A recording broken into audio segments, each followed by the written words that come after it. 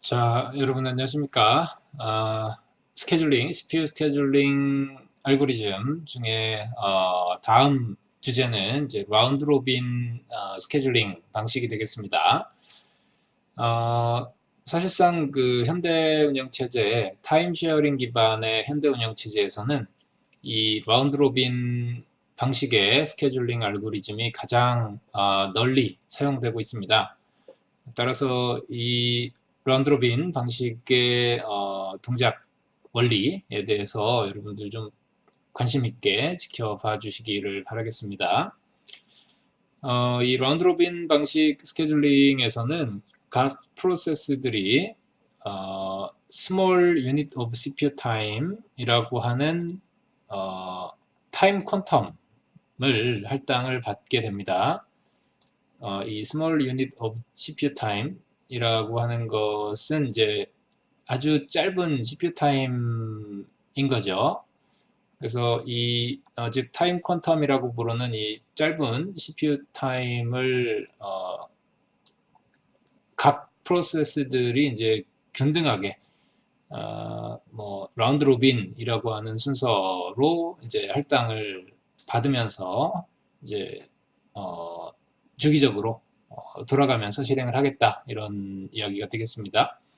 그래서 이 타임 퀀텀이라고 하는 시간은 보통은 이제 10 밀리세컨드에서 크게는 길게는 100 밀리세컨드까지가 될 수가 있고요. 이 타임 퀀텀이라고 하는 시간이 경과된 후에는 각 프로세스들은 프리엠션이 됩니다. 자발적으로 프리엠션이 되고, 그래서 자기가 이제 이 타임 퀀텀이라고 하는 시간 동안 CPU를 사용했으니 이제 본인은 다시 레디큐로 빠지고 레디큐에서도 이제 가장 끝 부분으로 빠져서 이제 그동안 CPU를 사용하지 못한 다른 프로세스들이 CPU를 사용할 수 있도록 양보해주는 그런 알고리즘이 되겠습니다. 그래서 만약에 이 레디큐 안에 프로세스들이 n개가 존재한다면 이 타임 퀀텀이 그리고 각 프로세스들에게 q라는 시간 동안 할당을 받는다면 이제 각 프로세스들은 이제 전체 CPU 타임 중에서 이제 n분의 1만큼의 시간을 할당을 받을 수가 있는 거죠. 하지만 그 n분의 1이라는 시간을 통째로 연속되게 시간을 할당받는 것은 아니고 최대 이 타임 퀀텀의 길이만큼씩만, 즉 타임 퀀텀이라는 단위 시간 동안만 이제 연속되게 받을 수가 있는 거죠. 하지만 그 시간들을 모두 합치면 특정 프로세스가 할당받은 타임 퀀텀들을 모두 합치면 결과적으로는 이제 n분의 1 정도의 배분, 즉 아주 공평한 배분인 거죠. n개의 프로세스가 있으니까 n분의 1 시간을, 전체의 n분의 1 시간을 받을 수가 있다라는 거니까요. 그래서 그런 식으로 이제 동작을 하고요. 따라서 자연스럽게 이 라운드 로빈 스케줄링 방식을 사용하다 보면 현재 프로세스들, 레디 큐 안에 있는 프로세스들 중에 어떠한 프로세스도 최대 CPU를 잡기까지 최대 n 빼기 1 곱하기 q 시간보다 더 길게 기다릴 필요는 없는 아주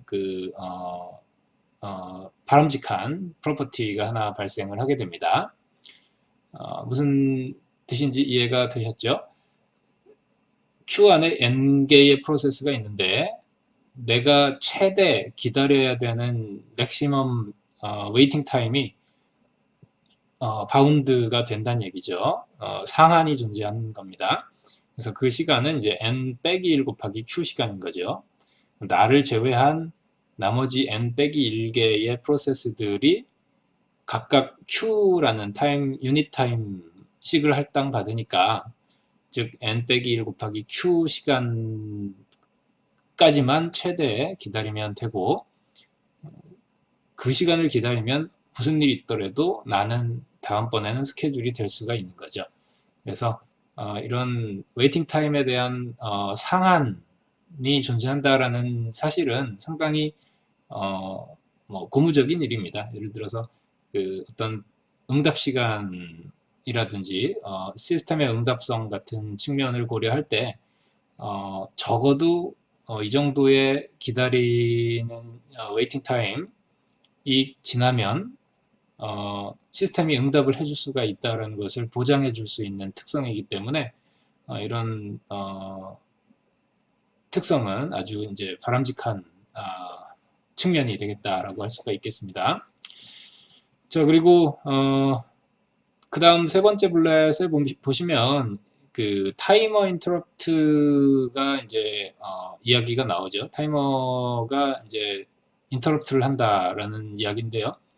매 퀀텀마다 인터럽트를 해서 다음번 프로세스를 어떤 프로세스를 스케줄할 건지에 대해서 결정을 한다라는 얘기죠. 즉, 이 타임 퀀텀의 간격에 매 타임 퀀텀 시간이 경과될 때마다 그 타이머 인터럽트가 발생함으로써 그 타임 퀀텀이 소진되었을 때 이제 스케줄을 바꿔줄 수 있는 기능이 구현이 되는 겁니다. 따라서 이 현대 OS에서 시분할 방식의 현대 OS에서 구현에 있어서 가장 아주 중요한 역할을 하는 것이 이 타이머 인터럽트인 거죠. 그래서 매 타임 퀀텀 시간에마다 우리가 눈에 보이지는 않지만 운영체제 입장에서는 아주 빈번하게 이 발생하는 타이머 인터럽트를 지속적으로 처리를 하고 있는 겁니다. 그래서 어떤 프로세스를 다음번에 스케줄할 것인지에 대해서 그 인터럽트 핸들링 시간에 처리를 하게 됩니다. 자, 그래서 이러한 라운드 로빈 방식의 스케줄링 알고리즘에서 만약 성능 측면을 좀 살펴볼 때 만약에 이 Q 값을, 즉 타임 퀀텀 값을 아주 큰 값으로 할당을 해준다라면 어떤 결과가 유발이 되겠습니까?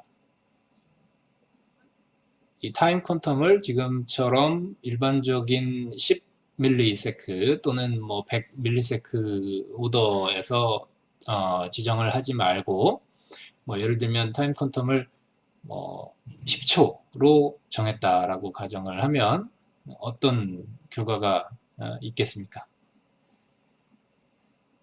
10초보다 더 오랜 시간이 걸리는 프로그램이다라고 하면 일부 예외가 될 수 있겠지만 일단 뭐 10초 이내에 끝나는 프로그램들을 수행한다라고 가정하면 사실상 first come first served 방식하고 거의 차이가 없는 결과가 발생하겠죠. 왜냐하면 실행 시간이 10초가 안 되는데 10초를 타임 퀀텀을 준다 한들 실행이 이미 10초 이내에 끝내버리니까 더 그 할당받은 타임 퀀텀을 소진할 이유도 없는 겁니다. 그래서 프로세스의 실행이 끝나면 당연히 이제 스케줄러가 동작을 하면서 다음 프로세스를 이제 스케줄을 하게 되죠. 따라서 어차피 타임 퀀텀이라는 시간이 지났을 때 프로세스를 프리엠션하고 새로 레디큐에서 프로세스를 CPU를 할당해주는 작업을 하는 게 라운드 로빈인데 그럴 필요가 없기 때문에 사실상 그냥 레디큐에 들어온 순서대로 앞에서부터 레디큐에서 꺼내가는 순서대로 쭉 실행하고 끝나고 또 쭉 자기 실행할 분량을 다 실행하고 끝나고 또 실행할 분량을 다 실행하고 끝나고 이런 식으로 이제 차례차례 실행이 되니까 결과적으로 FIFO, 즉 First Come First Served 방식의 스케줄링과 차이가 없다라는 이야기가 되겠습니다. 반대로 만약에 이 Q 값이 아주 작은 값으로 설정이 되었다라고 생각을 해보도록 하겠습니다. 즉 일반적으로 설정되는 10ms보다도 훨씬 작은 뭐 예를 들면 뭐 10나노세크로 이 타임 퀀텀이 설정이 되었다라고 가정을 해보겠습니다. 그러면 사실 아주 빈번하게 컨텍스트 스위치를 하는 것이죠. 이 특정한 프로세스가 타임 퀀텀이라는 시간 동안만 실행하고 빠지고, 또 다른 프로세스가 타임 퀀텀이라는 시간 동안 실행을 하고 빠지고, 이런 식으로 동작을 하는 게 라운드 로빈인데, Q 값이 워낙 작게 설정이 되다 보면 사실상 프로세스가 본인의 계산을 수행하려고 하는 중에 바로 또 이제 컨텍스트 스위치가 돼야 될, 다른 프로세스로 스위치가 돼야 될 거고요. 또 그 프로세스가 이제 좀 실행 좀 해볼까 하는 찰나에 또 다시 빠지고 다른 프로세스가 CPU에 할당되는 작업이 계속적으로 반복이 될 겁니다. 그래서 만약에 이렇게 컨텍스트 스위치하는 시간보다도 더 자주 빈번하게 Q 값이 설정이 컨텍스트 스위치하는 시간보다도 더 작게 설정이 되게 되면 사실 대부분의 시간을 컨텍스트 스위치하는데, 즉 프로세스를 교체하는데 사용이 될 것이고, 정작 그 프로세스의 수행을 하는 시간은 아주 짧은, 즉 배보다 배꼽이 더 큰 상황이 발생하는 거죠. 그래서 이 Q 값은 컨텍스트 스위치 시간에 비추어 볼 때 충분히 큰 값으로 설정이 돼야 된다라는 이야기가 그래서 나오고 있는 겁니다. 그렇지 않으면 오버헤드가 너무 크다라고 설명을 하고 있죠. 즉 컨텍스트 스위치 하는 시간보다는 충분히 크게 설정을 해줘야 그 컨텍스트 스위치 하는 오버헤드가 묻혀버리게 되는 거죠.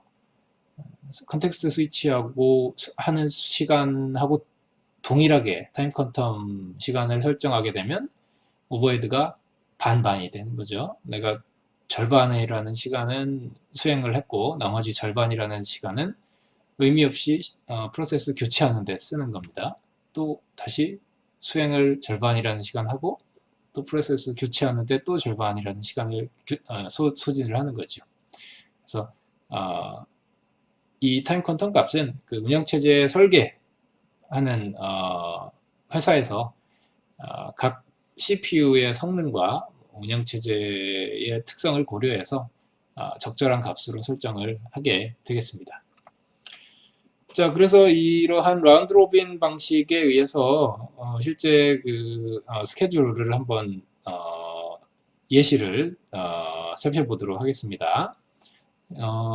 라운드 로빈 방식의 CPU 스케줄 알고리즘을 채택을 하고 있고, 이때 타임 퀀텀 값은 4라는 시간으로 설정을 했다라고 가정을 하겠습니다. 4ms로 했다라고 가정을 하고요. 현재 이 시스템의 프로세스는 3개가 있습니다. P1, P2, P3가 있고, 각각의 버스트 타임은 P1이 24, P2가 3, P3가 3이 되겠습니다. 그래서 이런 상황에서 겐 차트를 그려보면 이제 다음과 같이 스케줄 되는 것을 확인할 수가 있겠습니다. 즉 0초에 이 P1, P2, P3가 각각 전부 0초에 동시에 들어왔다라고 가정을 하고요. 순서는 0초라는 시간에 P1, P2, P3의 순서로 들어왔다라고 합니다. 그랬을 때 타임 퀀텀이 4ms이기 때문에 P1의 벌스 타임이 24라 할지라도 이 24라는 벌스 타임을 한 번에 쭉 실행하는 것이 아니고 일단 4라고 하는 4ms를 실행한 후에 이 P1 프로세스는 이제 프리엠션이 되는 겁니다. 그래서 다른 프로세스, 레디큐상에 대기하던 다른 프로세스, 여기선 P2죠. P2가 그 다음 실행을 할 수 있도록 해주는 것이고요.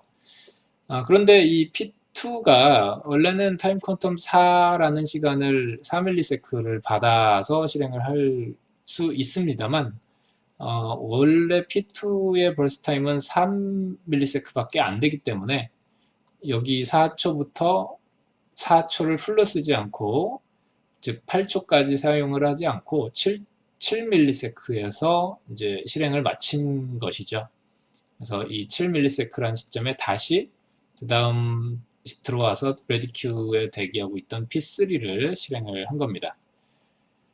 자, P3의 경우도 마찬가지로 타임 퀀텀이 4초, 4ms를 할당을 받았으나 여기 보시면 P3의 벌스 타임이 3이기 때문에 이 7이라는 시간으로부터 3ms만큼만, 즉 10초까지만 P3가 실행을 하게 되겠습니다. 그리고 나서 이제 다시 P1으로 돌아가 주는 것이 이제 라운드 로빈이죠. P1, P2, P3가 실행이 됐으면 다시 또 P1, P2, P3 그리고 또 다시 P1, P2, P3의 순서로 반복적으로 계속 실행을 하게 되겠습니다. 그런데 이제 P1을 일단 4초를 하고 나니까 역시 그 타임 퀀텀이 다 소진이 되면 이 P1이 자발적으로 프리엠션이 되겠습니다. 근데 뭐 자발적이라기보다 이제 CPU 스케줄러에 의해서, 운영체제의 스케줄러에 의해서 이제 P1을 프리엠션을 하는데요. 근데 이 P1이 프리엠션이 되고 나니까 사실 P2와 P3가 이 앞서 타임 퀀텀에서 다 자기들 수행할 벌스 타임을 다 소진을 해버렸다는 거죠. 그래서 더 이상 레디큐에 남아있지를 않은 겁니다. 그래서 이 14초에 보니까 레디큐에는 P1밖에 없어서 다시 또 P1을 스케줄을 해주는 거죠. 그리고 18초에 이 14초에 할당받은 타임 퀀텀이 다 소진을 되고 난 18초 시점에도 레디큐에 자기 혼자밖에 없는 겁니다. 그래서 P1을 계속 실행을 하고요. 이런 식으로 이제 레디큐 상에서 모든 프로세스가 다 이제 소진이 될 때까지, 즉 P1이라는 프로세스가 24라는 벌스 타임을 다 소진할 때까지 실행을 하다가 전체 스케줄이 종료되는 형태로 되겠습니다. 자, 이와 같은 겐 차트를 바탕으로 우리가 이제 몇 가지 측면에서 좀 분석을 좀 해봐야 될 텐데요. 우선적으로 그 SJF, The Shortest Job First 방식의 스케줄링 알고리즘에 비교를 해볼 때 전체 턴어라운드 타임은 어떨 것 같습니까? 우리가 턴어라운드 타임도 또 하나의 그 스케줄링 크라이테리어 중에 하나입니다. 그래서 반드시 뭐 웨이팅 타임, 에버리지 웨이팅 타임만 비교해 보는 게 전부가 아니라 턴어라운드 타임이나 레스폰스 타임이나 뭐 스루풋이나 여러 가지 측면을 고려를 해볼 필요가 있습니다. 그 중에서 턴어라운드 타임을 비교를 해보면 어떻습니까?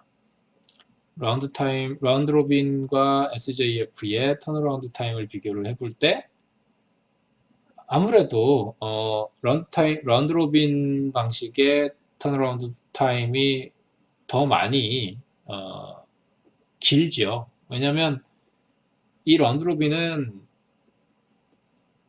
특정한 순서에 있다 해서 내가 지속적으로 CPU를 잡고 수행을 쫙 해버릴 수 있는 방식이 아닌 거죠. 일단 레디큐 안에 존재하는 프로세스들은 순서 먼저 들어왔든 우선순위가 높든 상관없이 일단은 균등하게 라운드 로빈 방식으로 돌아가면서 실행을 하기 때문에 시작한 시간부터 이제 종료되는 시간을 직접적으로 랩타임을 측정을 해보면 많이 걸릴 수밖에 없습니다. SJF보다는.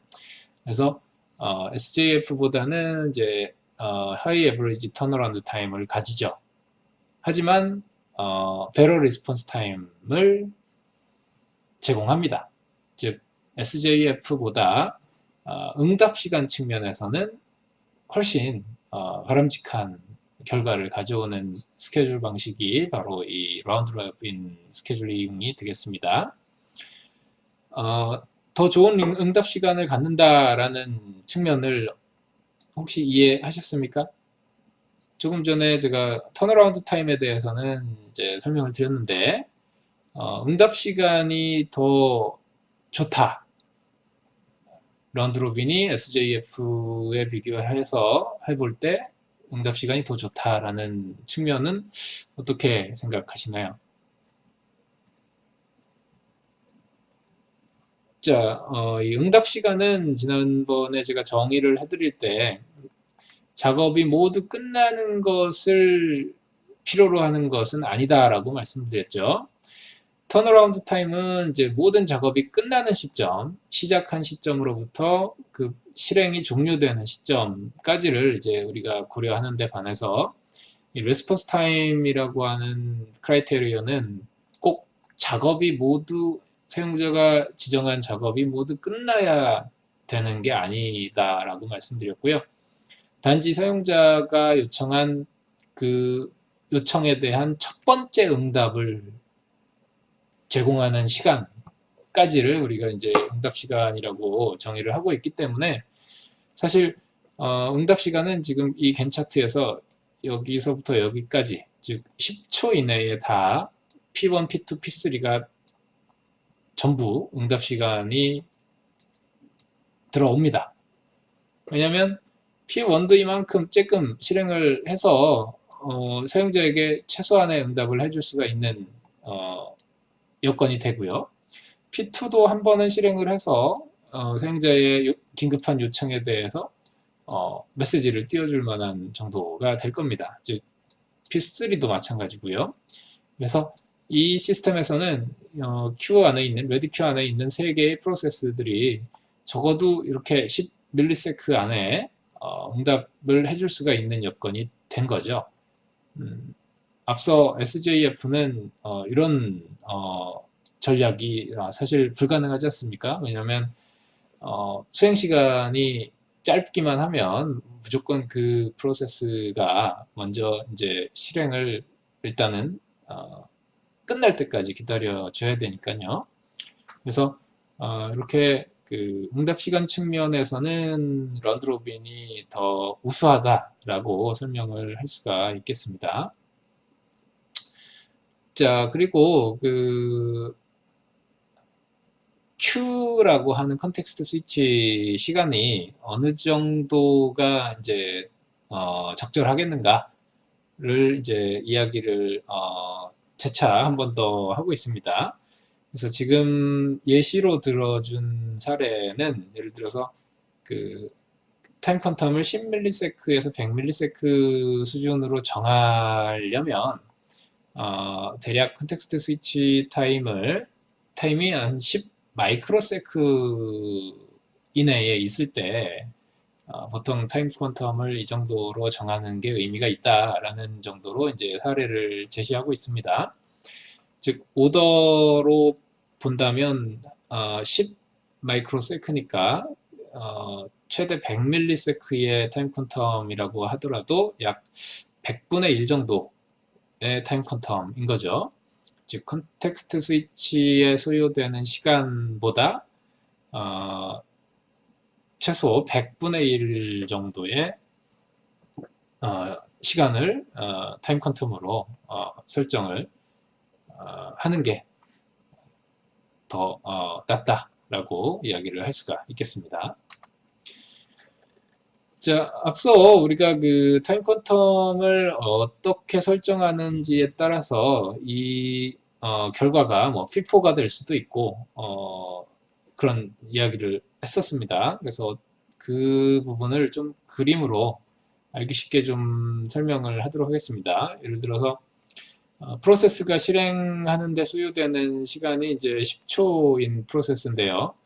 이때 우리가 타임 퀀텀을 어떻게 정하느냐에 따라서 이와 같은 결과가 발생하는 겁니다. 예를 들어서 타임 퀀텀을 12로 정해주면 프로세스의 수행 시간이 10초밖에 안 되기 때문에 즉 타임 퀀텀보다도 더 작은 프로세스 수행 시간을 갖는 거죠. 따라서 타임 퀀텀이 한 번도 타임 퀀텀 이내에 프로세스의 실행이 종료되기 때문에 컨텍스트 스위치가 한 번도 발생하지 않는 그런 결과를 가져오게 되고요. 만약에 타임 퀀텀이 6ms로 돼 있다면 이 프로세스 실행 시간이 10초이기 때문에 중간에 한 번 정도 프로세스의 실행이 이제 교체되게 컨텍스트 스위치가 한 번 발생해서 프로세스가 교체될 것입니다. 반면 타임 퀀텀이 1ms 라고 한다면 프로세스 타임이 이제 수행 시간이 10초니까 0 최대 9번 이렇게 0에서 10초까지 수행하는 데 있어서 9번의 컨텍스트 스위치 시간이 컨텍스트 스위치가 발생을 한다라는 이야기죠. 그래서 이러한 타임 퀀텀의 크기를 잘 결정하는 것이 이제 그 시스템의 성능에 직결되는 요소이기 때문에 어떻게 하면 이제 전반적으로 에버리지 턴어라운드 타임을 적절하게 도출하기 위해서는 타임 퀀텀을 얼마로 설정하는 것이 좋을 것이냐를 이제 검토를 하는 과정을 한번 보여드리겠습니다. 어떻게 하면 이런 난제를 해결을 할 수가 있을까요? 턴어라운드 타임을 적정한 수준으로 도출하기 위해서는 얼마의 타임 퀀텀이 필요하겠습니까?